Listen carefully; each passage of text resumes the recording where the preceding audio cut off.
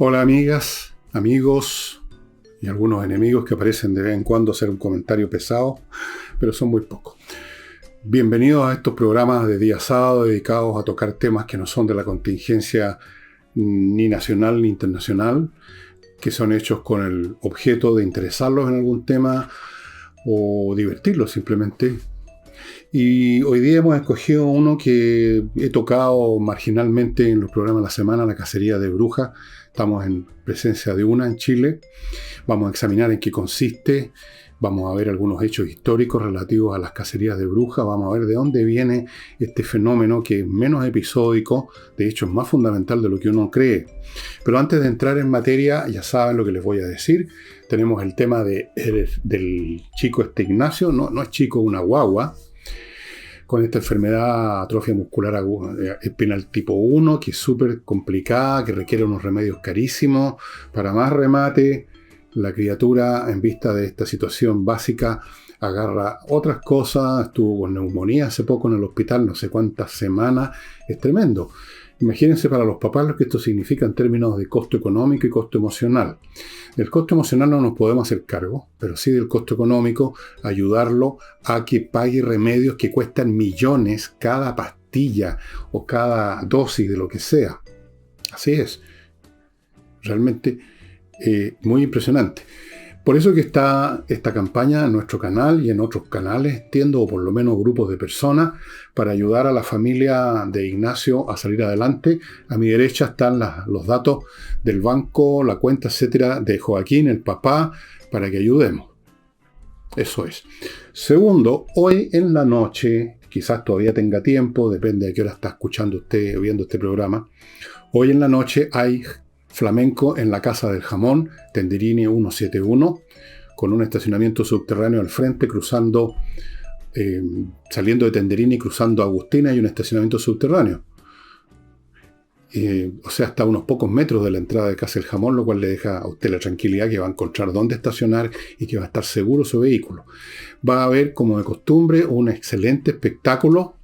Y yo le recomiendo, si le tinca armarse un panorama ahí esta noche, ir a comer, a beber, a picar algo rico, que vaya llamando al teléfono que está ahí, por si acaso queda alguna mesa, cosa que dudo, la verdad. Pero a usted no le cuesta nada agarrar el teléfono, un minuto, y si no, puede ir igual. Puede ir igual porque hay una barra, detrás de la fila de mesa hay una barra de bar larga, donde usted se puede atrincherar, pedir unos tragos, algo para picar y va a ver el espectáculo igual. Y termino esta introducción también, como es habitual, mostrándoles mi último libro. Hay otros también en elvillegas.cl/tienda. Se lo puede adquirir solo o lo puede adquirir junto con otros libros en distintos combos, con distintos títulos, a diferentes precios, pero todo súper accesible. Hemos mantenido una política de precio de poner el precio que nos permita a nosotros funcionar y que les permita a ustedes comprarlo. No nos vamos a hacer ricos con esta cuestión. Revolución, amigos, autopsia de un fracaso. Este libro es, como por decirlo así, la continuación de Insurrección, que a su vez fue la continuación de Tsunami, y quién sabe si este va a tener una continuación también. Eso no lo puedo decir yo, lo dirán los acontecimientos. Revolución. Vamos al tema de la cacería de brujas. Todos hemos usado más de alguna vez esa frase para indicar de que algún grupo de personas, normalmente un grupo de personas, no una, andan pesquisando a individuos a los que consideran culpables de algo, por su idea, por su postura religiosa, por lo que sea, y entonces andan buscando por todos lados. No andan buscando específicamente a tal fulano que piensa de tal manera, sino que andan buscando a todos los que piensan de esa manera, y la idea, como en las cacerías de brujas, es liquidarlo. Que era lo que ocurría efectivamente cuando la cacería de brujas era una cacería de brujas. Yo pensé, como seguramente muchos de ustedes, por las películas que uno ha visto, en que aparece el tema de vez en cuando de las brujas, que las agarran, que las juzgan de la forma la más estúpida, porque quien hace pactos con el diablo, eso es absurdo, y las ahorcan o las queman vivas, hemos leído algún cuento de horror sobre eso, y todos tenemos la idea, yo la he tenido todo este tiempo, de que era un fenómeno episódico que podía de vez en cuando tomar otra forma en otros momentos, pero que era un poco marginal a lo que podríamos decir la dinámica normal de una sociedad. Y no, pues, cuando uno empieza a estudiar el tema, y yo les voy a mostrar algunos materiales sobre eso, cuando uno empieza a leer la historia, no la historia meramente política, dinástica, económica de la sociedad, sino que entra a estos otros niveles más subterráneos, más sórdidos, se encuentra con que el fenómeno de la cacería de brujas es mucho más frecuente, mucho más intenso y cumple una función importante en la dinámica del orden social. No es accidental, no es como un rapto de locura de una persona, es algo permanente que en algunos momentos se manifiesta abiertamente y en otros momentos está ahí juntando, por así decirlo, energía como una nube tormentosa hasta que descarga el rayo.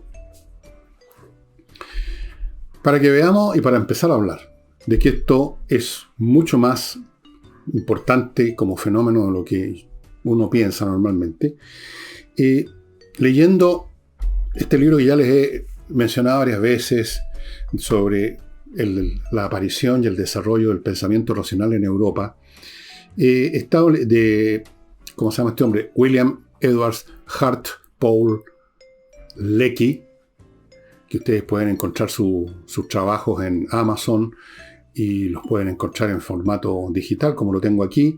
Ustedes ven aquí, tengo una página que estoy en este momento leyendo, en este Kindle, que creo que es la primera generación de Kindle que compré, y ya se me está cayendo a pedazos, así que lo tengo que sujetar con un elástico, pero todavía funcionan igual, por viejos que estén.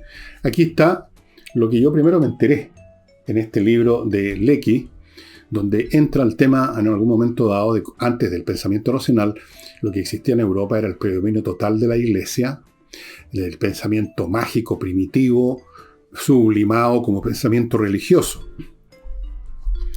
Y hace una estadística, un estudio numérico de la cantidad de personas que fueron perseguidas y ejecutadas como brujas, y no estamos hablando de un brujo aquí o una bruja por allá, sino que estamos hablando de miles de personas, a veces al año. O sea, esto era un fenómeno muy masivo, algo así como una sociedad que todos los años, cada 2 años, tiene una epidemia de gripe y se mueren miles de personas. Esto era más o menos así. Ahí hay estadísticas de cómo en tal parte la Inquisición quemó en un día a 100 personas y a lo largo del año eran 1200, y cómo en Alemania, y cómo en tal lugar, y cómo en tal otro. Es muy impresionante la cantidad de mujeres. Siempre eran mujeres, y esto es muy importante, ya lo vamos a ver, para entender el fenómeno.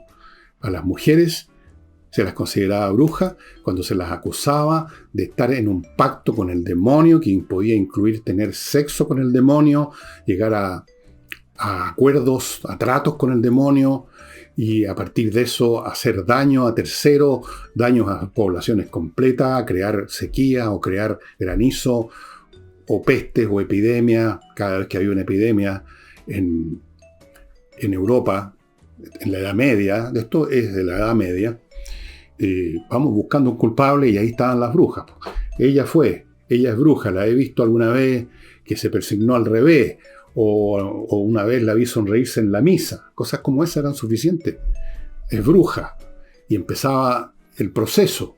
Y estamos hablando de mujeres, todas ellas, de bajos estratos del campesinado, de los siervos del mundo medieval, que no tenían capacidad para defenderse ni moral ni intelectual, y que eran torturadas, eran enloquecidas. Algunas terminaban confesando cosas que no eran, para que en ese momento dejaran de torturarla, aunque al otro día lo iban a quemar viva. Otras se terminaban creyendo lo que contaban de ellas mismas.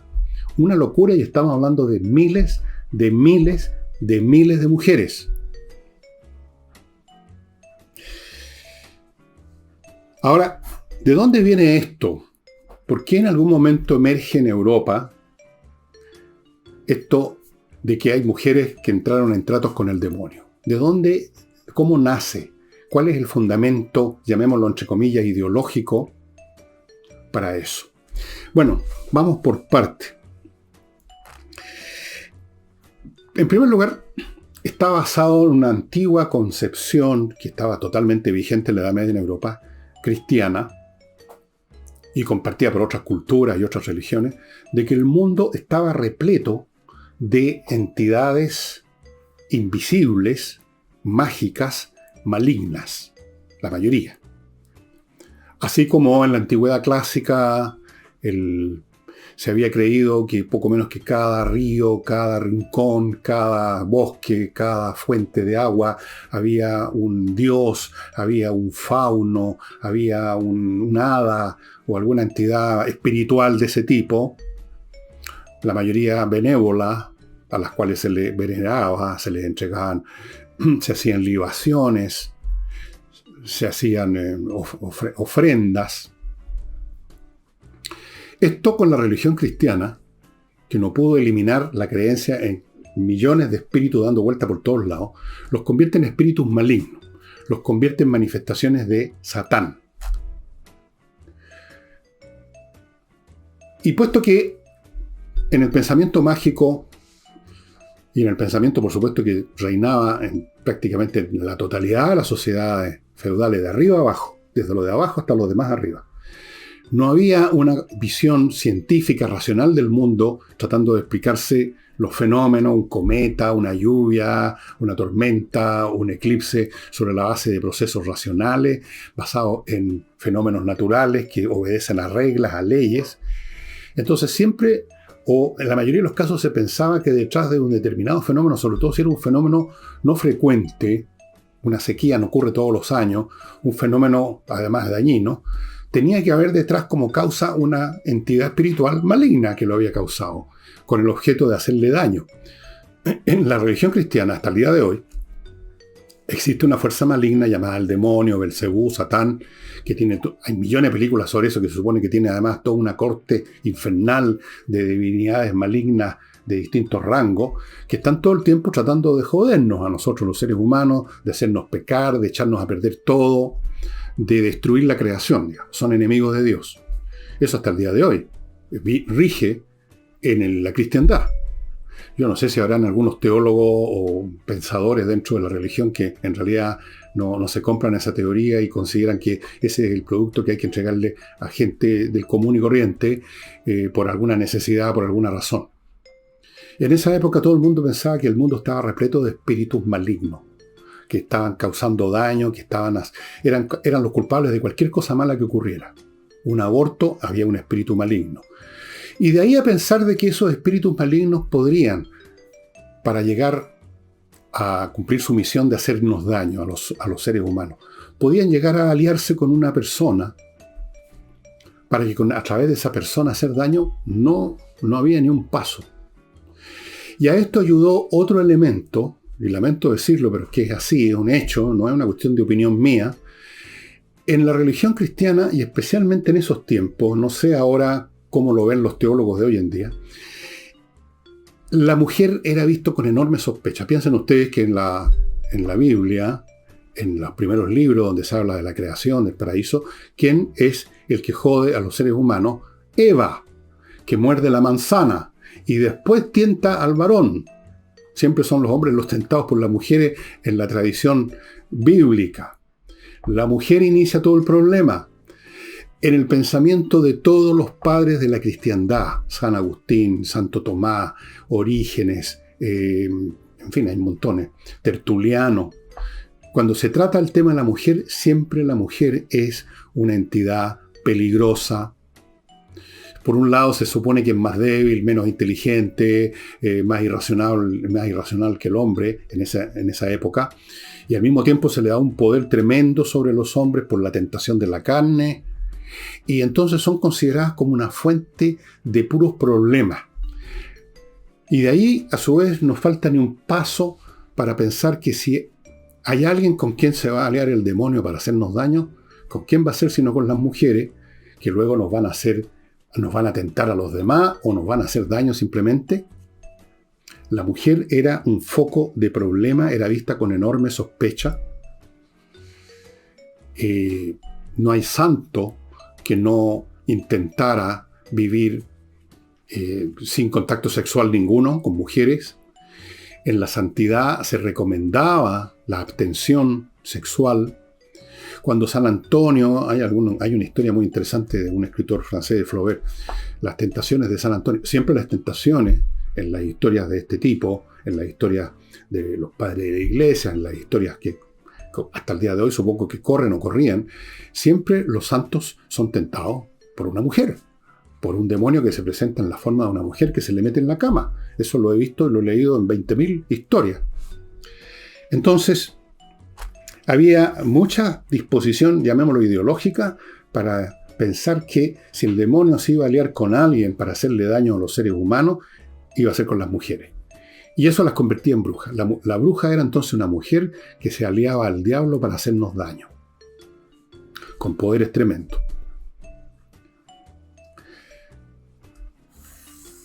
Bueno, pero hay fuerzas previas psicológicas, fondos psicológicos en toda sociedad y desde luego, mientras más atrasada, con más fuerza, con más rudeza, de forma más elemental. Pero en toda sociedad hay fuerzas psicológicas que constituyen el alimento que hace crecer, el abono que hace crecer esta planta maligna, que era la creencia en que existían las brujas. Si el ser humano no fuera, o las sociedades no fueran como creo que lo he tocado en muchos programas a propósito de otras cosas, si no fuera como es, si el ser humano promedio, corriente, la gran mayoría, no fuera como es, y ese fondo no estuviese por lo tanto presente en toda sociedad, las historias de brujas nunca habrían llevado a ninguna parte. No habrían llevado lo que llevaron, o sea, a hacer un daño terrible a esas mujeres y quemarlas vivas. Había un combustible que estaba listo para encenderse. Antes de ir a eso, me van a permitir ustedes que les recuerde a algunos de nuestros auspiciadores de día sábado. Y antes de eso me van a permitir una pequeña pausa porque están llamando por teléfono y estoy solo en este momento en la casa, tengo que atender. Resumo la grabación. Chilenos a España, amigos. Si usted tiene pensado, como muchos chilenos lo están haciendo, irse a otro país a instalarse ya definitivamente con su negocio, con su actividad profesional, con su comercio, lo que sea, España es una excelente opción, un país que está deseando que llegue gente a aportar, se están despoblando como otros países europeos, y Chilenos a España es un grupo de expertos y de profesionales que le va a facilitar todo el tema de las visas, de la residencia, los permisos, de instalarse de frentón, eventualmente a la larga como ciudadano español, pero mientras tanto ya para poder hacer las cosas que usted quiere hacer, vivir, porque usted no va a turistear, va a instalarse allá. Chilenos a España, no le voy a dar el detalle de todo lo que hacen por usted para facilitarle esta emigración, que lamentablemente está ocurriendo con gente muy productiva, muy capacitada. El país en cierto sentido se está desangrando profesionalmente, pero es así y quizás algún día algunos regresen y se instalen en Chile. Si usted quiere irse a España, entonces Chilenos a España. Continúo con Conversas Numéricas, este emprendimiento que inició un ingeniero de la Universidad de Chile, que consistió en dar unos cursos de matemática de una manera completamente distinta para niños y para jóvenes que en general siempre han mirado las matemáticas con disgusto, con sospecha, con tirria incluso, por la forma como se suele enseñar, y con Conversas Numéricas les ha cambiado completamente el panorama. Así fue, y es súper exitoso. Pero ahora este ingeniero está ofreciendo unas, llamémoslas conversaciones programáticas, enseñar a programar a chicos. 20 cupos el límite. La programación es un excelente ejercicio intelectual, obliga a ser ordenado en la manera de pensar, obliga a ser concentrado y es muy remunerativo, muy satisfactorio cuando se termina de hacer bien un programa, después que uno lo ha revisado, qué sé yo, y la cosa funciona y da el producto que uno quiere. Es un excelente instrumento pedagógico para desarrollar las funciones superiores de la inteligencia, que son la capacidad analítica, la imaginación creadora, la buena memoria y la concentración. Conversaciones Numéricas, amigos, los está esperando. No sé si quedan cupos, llame usted, póngase en contacto, ahí están los datos para eso. Y termino este bloque en miniatura con otro medio estupendo para desarrollar el mate de los niños, para divertirse, para pasarlo muy bien, que es aprender música. La Academia Gigena de Música, que desde el año 18 está aquí en la comuna de Ñuñoa, ofrece clases online de piano, canto, saxofón, clarinete, batería, bajo eléctrico, guitarras, todos los tipos de guitarras, ukelele, percusión, flauta dulce, flauta traversa, violín, educación de la voz, etc. Clases de lunes a sábado, de 9 de la mañana a 9 de la noche, online. Si usted tiene alguna duda de si le serviría, si le gustaría, si le interesaría, ver qué pasa, pida una clase demo gratis. La Sandía Calá, estimado amigo. O aquí, digamos, la Sinfonía Calá. Gigena. Y regreso a este tema. Te decía que hay fuerzas psicológicas que están siempre a fuego lento en una sociedad y que alimentan muchas cosas, y entre ellas estos raptos de cacerías de brujas que, como les dije al principio, son mucho más frecuentes y mucho más importantes en la dinámica y en la funcionalidad de una sociedad de lo que uno imaginaría. No son episodios marginales, aunque naturalmente no siempre toman la forma que tomó en la Edad Media de como cacería de brujas. Y ahora eso no ocurre, pero hay otras formas de cacería de brujas hoy en día. Entonces, desde el punto de vista ideológico, ya les conté, hay en las enseñanzas de la cristiandad de ese periodo, que ustedes pueden, si no me creen, examinar leyendo a San Agustín, a Santo Tomás y a todas estas personas, hay un elemento misógino, claro. La mujer es un ente peligroso. El tener relaciones con ella solo es aceptado a través del matrimonio, porque hay que reproducir la especie humana. Fuera de eso, recuerden ustedes, los 10 mandamientos, uno de los pecados es no fornicar, o sea, no tener sexo, salvo que uno se case. O sea, el tema del sexo, el erotismo y por lo tanto la mujer era visto de forma muy negativa. Hay un elemento misógino. Segundo, en las comunidades campesinas de la Edad Media, que vivían en una inmensa pobreza inimaginable, había de vez en cuando personas, siempre hay en cualquier situación, personas que son o más diligentes, más inteligentes, o más trabajadoras, o tienen más suerte, tienen más conocimientos, y esas personas destacan del lote. Son miradas normalmente con un grado de resentimiento, de envidia, de sospecha por los demás, que no son tan inteligentes, que no les va tan bien, que no están por encima de los demás en ningún sentido. Y esa situación, como ustedes pueden ver, ocurre en toda sociedad, siempre con los que están un poquito más arriba, no con los que están demasiado más arriba, porque esos son inalcanzables, los que están un poquito más arriba, que están al alcance de la mano para agarrarle la chaqueta y chaquetearlo. Pero este chaqueteo era distinto. Esas mujeres, y voy a mostrarles un libro en que se ve ese caso detalle a detalle, podían ser, por ejemplo, personas que habían recibido de su madre, de su abuela, y por tradición familiar, conocimientos muy importantes en esa época en que no existía medicina prácticamente, sobre hierbas y su utilidad. Una hierba para bajar la fiebre, otra para producir, para poder dormir, conocimientos básicos, digamos, o bastante avanzados de hierbatería. Ustedes van a ver que siempre en las películas a las brujas se las pintan en una cueva horrible con frascos repletos de cosas que son hierbas, básicamente. Después le ponen también otras cuestiones atroces, unas arañas o unas cabezas de guagua, pero lo de la hierba, lo de que es un depósito de hierba, tiene que ver con eso. Bueno, estas personas eran blancos de resentimiento. Estas mujeres que les iba mejor, que quizás eran simplemente más bellas que el resto. Y siempre la belleza es una excepción, en todo orden de cosas, incluyendo en las mujeres, en los hombres, en todo orden de cosas, en la música, lo bello, lo realmente que destaca es excepcional, lo normal es lo normal.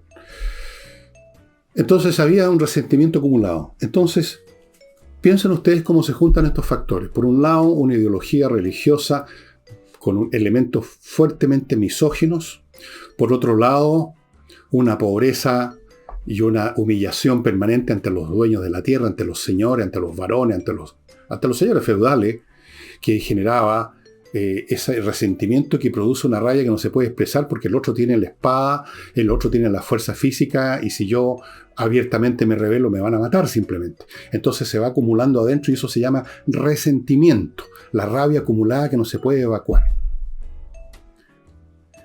Entonces, y luego viene un problema. Hay una sequía, una inundación, una peste, una plaga, se fracasaron las cosechas, hay hambre, y no se sabe qué hacer, no se puede hacer nada, pero sí se puede entonces buscar un culpable. ¿Y quién es el culpable entonces? La mujer, que obviamente entonces está relacionada con el diablo y por eso le va mejor, por eso es más bella, por eso es más habilosa, por eso sabe de hierba, es bruja. Y cuando uno tiene rabia, quiere destruir un blanco. Y entonces ahí estaba el blanco de esas mujeres. Y ahí estaba la ideología disponible a la mano. Esta mujer entró en pacto con el demonio, es una bruja. Y una vez que se establece eso por primera vez, queda establecido para la segunda, la tercera y la cuarta vez como un hecho de la causa. Y ahí tenemos entonces el fenómeno de la cacería de brujas. Cada vez que en Europa medieval había un problema que sacaba a la gente de su horrible normalidad de todos los días y los ponía en una situación aún peor, había que evacuar la rabia, el resentimiento, la ira, la desesperación, castigando y destruyendo a alguien. La bruja. Esto les convenía además a las instituciones de arriba. Le convenía a la iglesia, le convenía a los señores, le convenía al orden social, que la rabia se evacuara para allá. No contra los señores que los explotaban a estos siervos, no contra la iglesia que también les sacaba todo lo que podía con los diezmos, las primicias y todos los cobros que hacía. De ahí viene la expresión diezmos y primicias, que quizá ustedes han escuchado si son tan viejos como yo cuando eran cabros chicos, los diezmos y primicias. O sea, los diezmos y primicias, las primicias era que un campesino tenía que entregar sus primeros frutos a la iglesia, las primicias. Y el diezmo, bueno, un porcentaje de sus ingresos, más lo que se llevaba el dueño de la tierra, el varón, el señor feudal. El tipo y su familia quedaban ahí para prácticamente con el mínimo suficiente para seguir viviendo y poder seguirle trabajando a esta gente. La iglesia se había convertido ya en la Edad Media en una institución poderosa, repleta de lujos. Los señores, los obispos, no los curas de pueblo que eran tan pobres como esos campesinos, pero las jerarquías superiores vivían en el lujo, no tenían problemas para comer, para beber, para vestirse. De ahí uno de los factores de la reforma que vendría en el siglo XVI tiene que ver con un fastidio acumulado contra esa iglesia convertida en una institución de poder y privilegio. Entonces, una institución que es la que decreta quién es brujo, que acepta la acusación vaga todavía e informe de algunos pueblerinos contra una mujer, que viene con toda la pompa del poder, viene un obispo a interrogarla y la interrogan en una mazmorra. Poder. O sea, la iglesia está diciendo, sí, a esta persona la estamos torturando y la vamos a quemar por ser bruja, pero eso podría pasarle a cualquiera de ustedes porque nosotros tenemos el poder. Entonces reafirmaba su poder. Y a la pasada hacía que esos campesinos pobres y miserables evacuaran su rabia, su violencia contra esa pobre mujer a la cual iban a destrozar. Y a los señores de arriba también, pues, les convenía que las rabias, que los resentimientos se dirigieran contra uno de ellos mismos, contra uno de ellos, de los de abajo. Eso es la Edad Media, estimados amigos, respecto a lo cual, a los interesados en este tema, les recomiendo este libro, que es un clásico, Satanismo y Brujería, de un estudio clásico de la superstición medieval, del gran historiador francés, ya fallecido hace mucho tiempo, del siglo XIX, Jules Michelet. Aquí está. Este libro no es fácil encontrarlo. Es del tipo de libros que se tienen que mandar a imprimir en la internet, o sea, en Amazon. Pero usted lo puede encontrar si lo quiere. Está solamente en inglés y en francés y en algún otro idioma europeo. No lo va a encontrar en castellano. Este es un libro muy difícil, muy difícil de encontrar, muy interesante, que también hay estadísticas respecto a cómo eran carneadas en cantidades industriales las mujeres de abajo, porque nunca hubo una bruja de arriba, jamás. Bueno, y está Bueno, aquí ya me salió esta cosa que sale siempre en la pantalla cuando uno está. Este texto de Lecky. Espero que tengan un Kindle un poco mejor que el mío. Que también. Y hay muchos otros, pero aquí les quería mostrar estos que tengo yo. Hay otros libros en que se trata el tema más marginalmente. Aquí está mucho más tratado y en el de Michelet a fondo. Eso en la Edad Media. Ahora, el tema es, estimados amigos, que en toda la sociedad, y no solo durante la Edad Media en Europa, hay siempre un fondo de frustración, un fondo de rabias hirviendo a fuego lento en toda sociedad, porque en toda sociedad la mayoría de las personas no están ubicadas en los niveles del poder y privilegio, las élites. Las élites son siempre minorías. No necesariamente los que no son de la élite se están muriendo de hambre como en la Edad Media, no. Pero no están en la élite. No tienen los mismos recursos de poder, no tienen la misma riqueza, no tienen fama, no son conocidos, son anónimos. A veces se abusa de ellos, o a veces no, depende de la sociedad.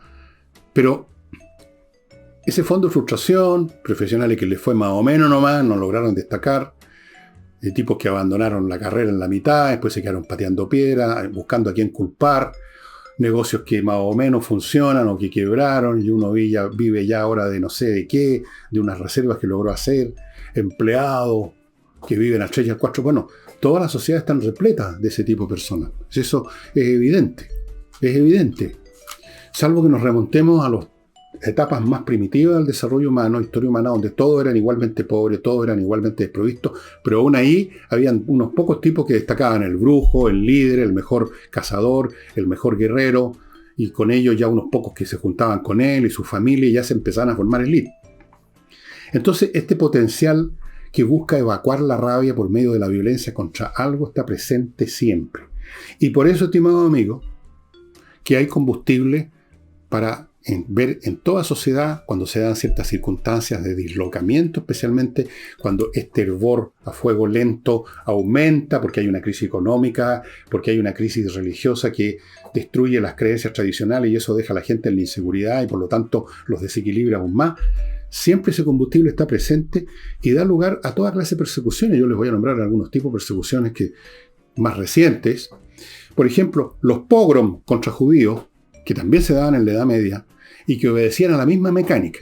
Pero esta vez, en vez de ser una persona, una bruja del pueblo, esa mujer que entró en pacto con el diablo y en las noches sale volando en una escoba y se reúne en una festividad con otras brujas. No, ahí se trataba simplemente de una categoría completa de personas, las personas de religión judía, que por razones de educación del pueblo judío, de la cultura, que incluso se desarrolló casi a veces a la fuerza, porque no tenían otros medios de vida, tuvieron que avivar el seso y convertirse en hábiles financieros, comerciantes, y entonces podía irles bastante mejor, no a todo, entonces ya creaban un resentimiento. ¿Por qué ellos tienen más que yo? Si ni siquiera creen en Jesucristo, ni siquiera son católicos, son judíos. Son los que asesinaron a Cristo. Todo ese discurso, toda esa fantasía siniestra, estaban todo el tiempo circulando en la mente de muchos, casi todos, los habitantes de Europa, especialmente los más pobres. Entonces de vez en cuando también venían los pobres, una explosión, y los judíos de la ciudad, a veces de una región completa, eran perseguidos, les robaban todo, los mataban, los quemaban, eran espantosos. Y eran también frecuentes. De vez en cuando, después que el pueblo se había cabreado de matar y habían agotado su rabia, llegaban recién las autoridades a parar las cosas, porque finalmente los tipos de arriba, los reyes, los duques, los caballeros, los grandes personajes de la élite, necesitaban a esos judíos para el comercio, para que les manejaran las finanzas. Así que una vez que veían que el populacho había descargado su odio, paraban la cosa. Hasta la próxima oportunidad. Después tenemos las persecuciones en la Alemania nazi, también contra los judíos. En el pueblo alemán, después de la derrota de la Primera Guerra Mundial, se juntaron tremendas cantidades de resentimiento que engancharon con un antisemitismo que ya existía muy fuerte en Alemania como en otros países de Europa, por lo demás. Un amigo judío mío que vive en Israel, que se llama... no es él, a él le conté esta historia. A otro amigo judío que tenía que murió, Pepe Josiason, decía que una definición de antisemita era una persona que odia a los judíos más de lo normal. Está buena, ¿no? Entonces, eran perseguidos, eran destruidos, eran matados, eran asesinados, eran robados, eran pateados, humillados, etc., en grados mayores o menores según el caso. En algunos casos fueron masacres en gran escala, en otras eran más localizadas.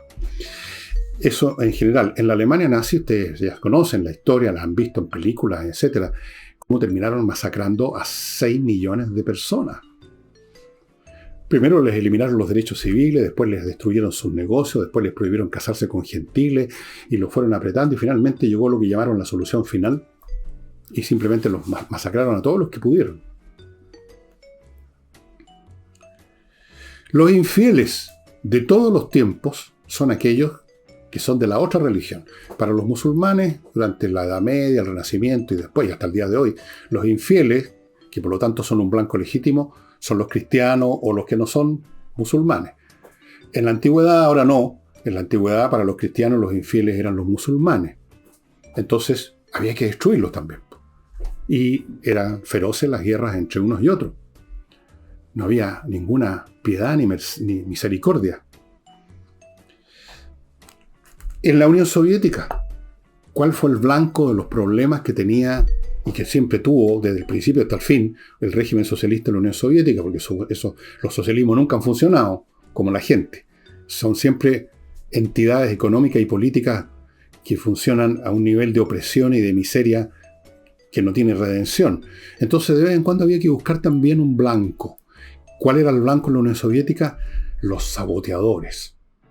Así como ahora en Chile hablan de los negacionistas, los saboteadores, los agentes del imperialismo.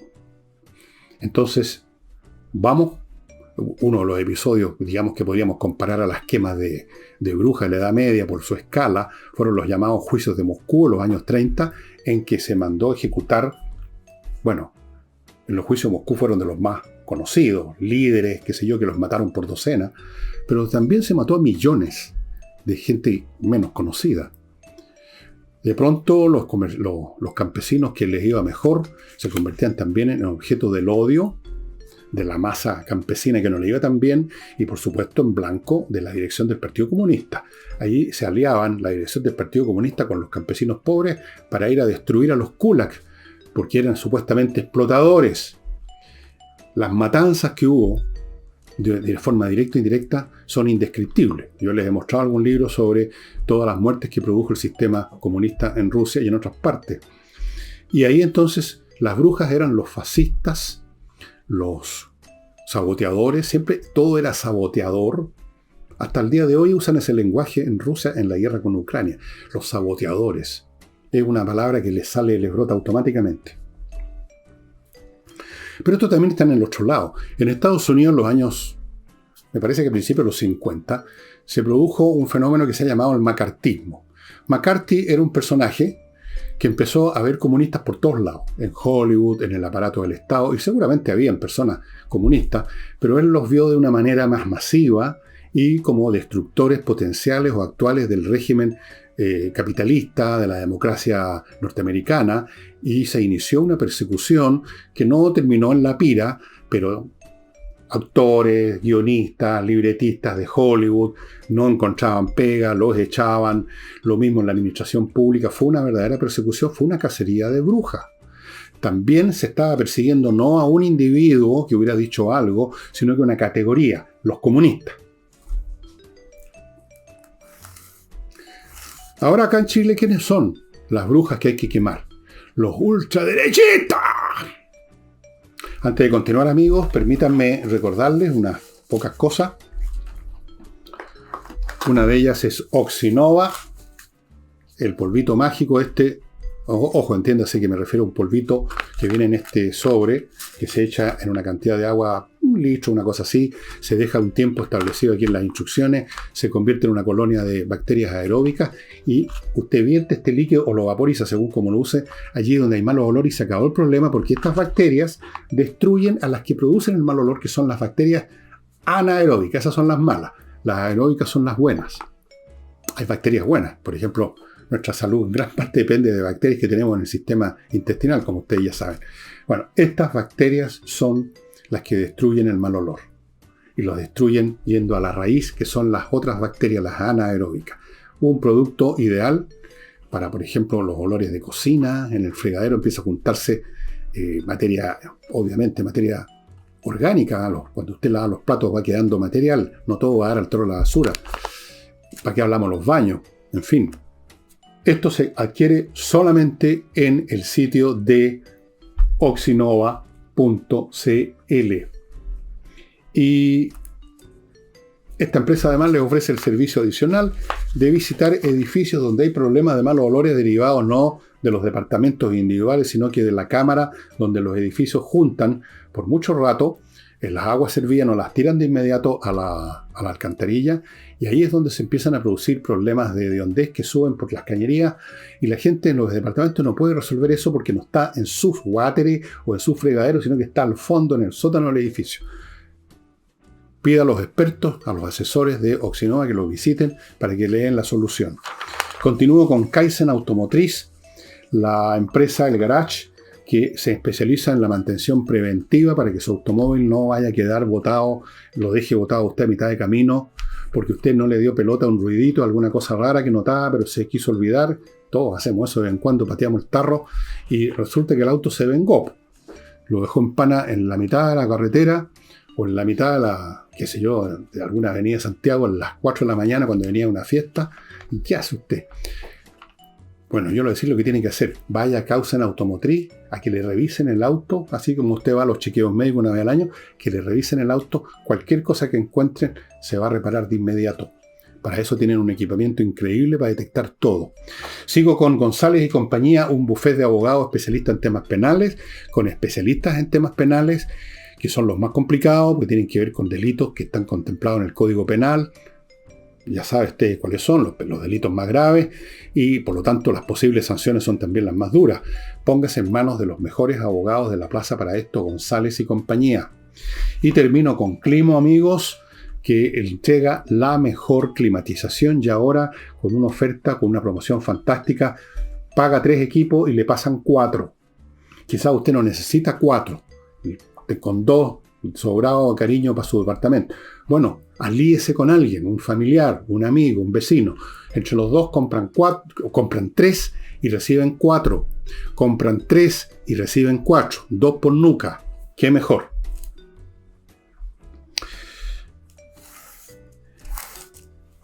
Yo les dije al principio que este tema de las cacerías de brujas, sean los ultraderechistas o las brujas que están aliadas con el demonio, o sean los comunistas, o sean los saboteadores del régimen, o sean los judíos, este fenómeno no es solo más importante en términos de los números de personas que son involucradas, sino que me parece a mí, se me hace claro, a medida que estudié esto y fui pensando en el asunto, que esto forma parte de la mecánica normal y habitual de las sociedades como otras cosas. No es un accidente histórico. No es una curiosidad la casa de brujas o la casa de los saboteadores o culpar a los ultraderechistas o a los que sean.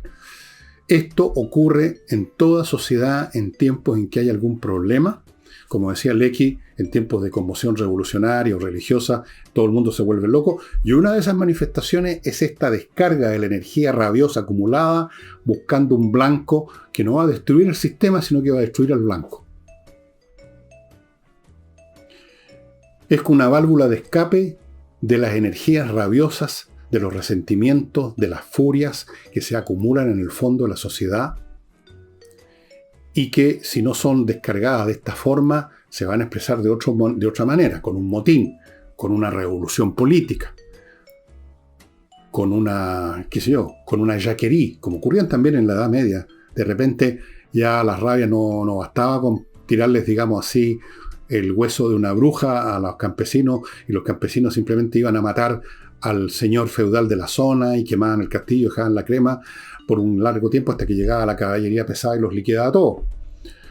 Entonces, este es un mecanismo que hay que considerar como parte integral de la mecánica de los sistemas sociales, la cacería de brujas, con el nombre que tome, con la forma que tome. Me convencí de eso porque tiene mucho sentido, porque como les digo, nunca va a faltar un esquema ideológico que va a buscar, para justificar su existencia y para justificar sus fallas, sus deficiencias, va a buscar un culpable externo. Una bruja, un saboteador, un fascista, un comunista, un ultraderechista, un judío, lo que sea. O sea, esto tiene que ver como mecanismo principal de cómo están formadas las sociedades, puesto que todas ellas cargan permanentemente un fondo de resentimiento y de rabia que hay que controlarlo de alguna manera. Mucha de esa rabia se evacúa individualmente en la forma de conductas desviadas de individuos particulares. El que es muy violento, el que vive insultando a los demás por las vías, por las plataformas sociales, el de más allá que patea al perro, el otro que le pega a la mujer o a los hijos.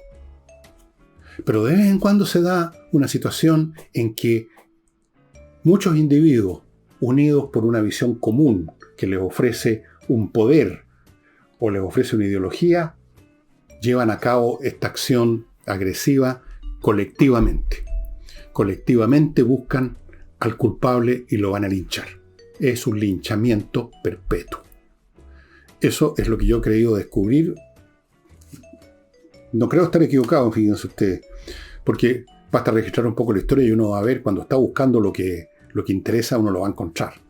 Y va a encontrarlo en un grado de masividad y de frecuencia que no siempre aparece en los libros de historia, pero que si uno escarga un poquito, aparece. Y entonces, cuando uno lo ve aparecer en todas las sociedades, en determinados momentos que son siempre los mismos, dislocación institucional, entonces uno no tiene sino que llegar a la conclusión que esto es integral, funcional al orden social. Tener una válvula de escape que consiste en agredir a la bruja de turno. Y eso sería todo, estimado amigo. Les recomiendo, bueno, yo no les voy a recomendar ningún, o sea, estos son libros difíciles, les quiero decir, difíciles de encontrar. El lenguaje de Lecky en este libro que tengo aquí en el Kindle es el de un hombre que escribió en el siglo XIX, su inglés no es el de hoy, pero vale la pena hacer un pequeño esfuerzo, si no es tan difícil tampoco, porque uno aprende un montón de cosas sobre este fenómeno. Y a la pasada en este libro aprende de los mecanismos que llevaron a que ese fenómeno tomara después otra forma, porque si bien se eliminó la cacería de brujas en un momento dado, ya nadie creyó en Europa en las brujas y se reían de eso, pero se estaban creando otros brujos u otros blancos que iban a ser atacados en su momento. En el mismo momento en que Europa dejaba o empezaba a dejar de creer en las brujas, no en forma total, pero digamos estaba disminuyendo la cantidad de personas que eran quemadas. Hasta el siglo XVIII hubo quemas de brujas en Europa, contados con los dedos de una mano, pero habían. Pero mientras tanto se estaba preparando el escenario para otras cacerías de brujas mutuas en las que se dieron en las guerras religiosas. Así es la humanidad. Bueno, estimados amigos, todavía no